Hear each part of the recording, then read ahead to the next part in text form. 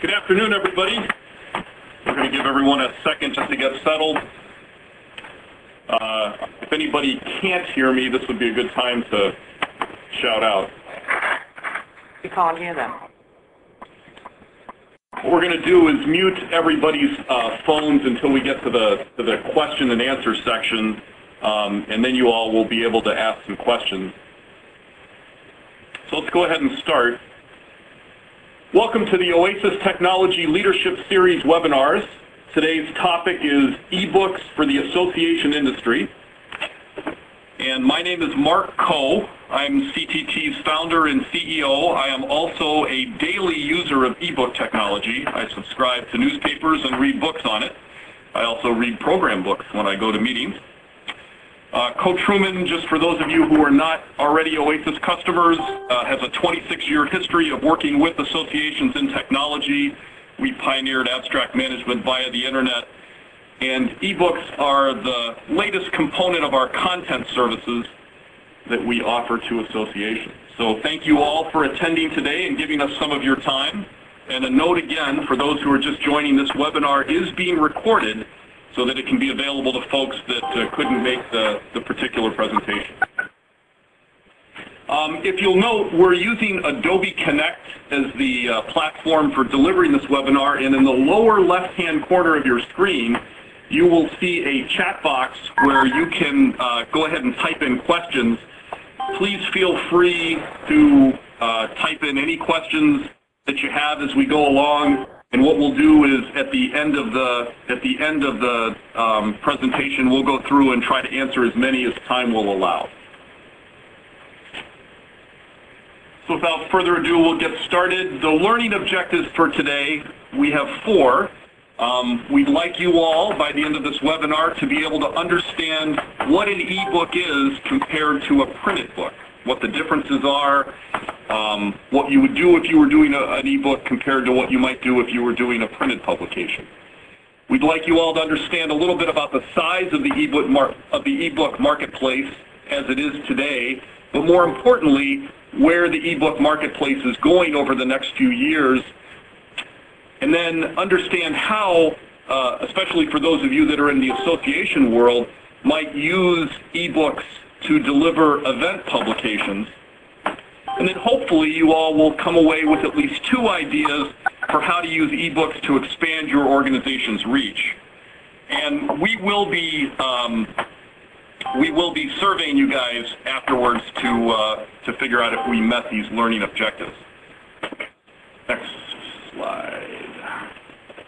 So our agenda today, first we're going to do a little bit of an introduction on ebooks, try to place them in a historical perspective and talk about the basic components of what they are. We're going to talk about the marketplace, at least based on the data that we have access to, what it is today and what we expect it to be tomorrow. We're going to give you some examples of groups that have used ebooks. The examples we have are customers of OASIS that have already deployed ebooks in their events, come from Society of Neuroscience, American Heart Association, American College of Cardiology. And then we're going to talk about some strategies for extending your association's reach with ebooks. And then, to the extent time permits, we'll take any questions that we've got. So we'll start with a brief introduction to ebooks. So ebooks, as far as we're concerned, are simply the latest in a long line of formats that are used by people to communicate ideas. If you look at the beginning, there were hieroglyphics, where they carved stuff into stone. Then they went to illustrated manuscripts. The Gutenberg press was developed. Before too long, offset presses existed, taking books into mass markets.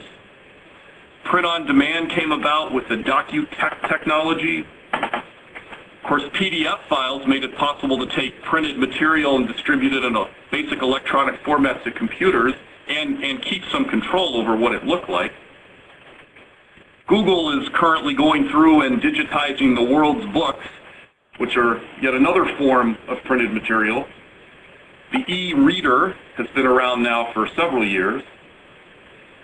Of course, many of you have probably read about the fact that Apple is coming out with their iPad, which will combine both an e-reader with multimedia technology, and God knows what's going to come out tomorrow. Basically, the e-reader, we believe, is just simply another stop along this long continuum of formats that people are using.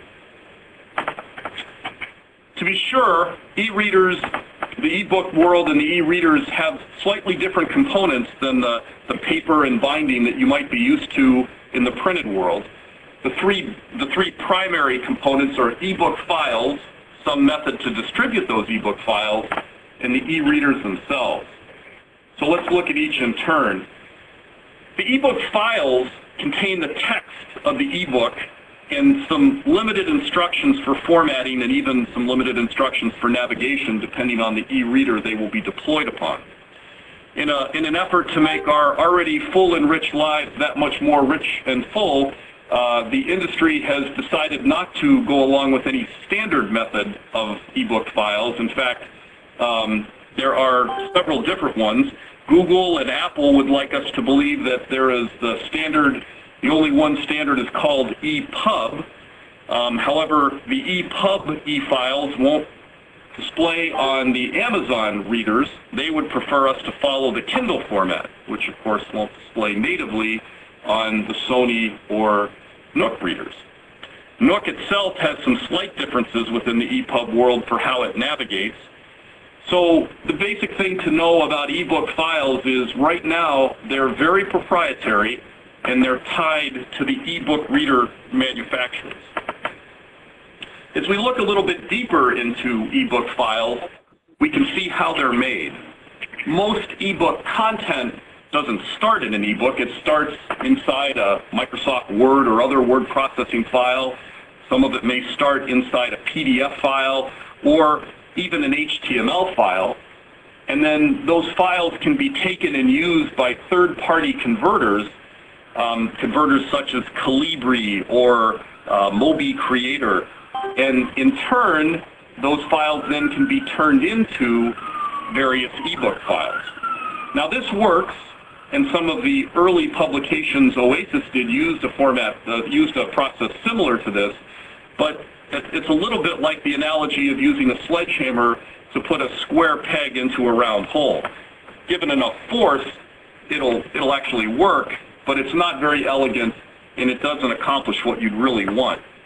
What you really want would be to use database-driven conversion into ebook files, because as we'll see as we go along in this webinar, there are navigational differences in an ebook compared to the printed book, and what you want to do is be able to adapt and tune the file that you're creating for the ebook and not just simply reuse printed material. So more on this to come.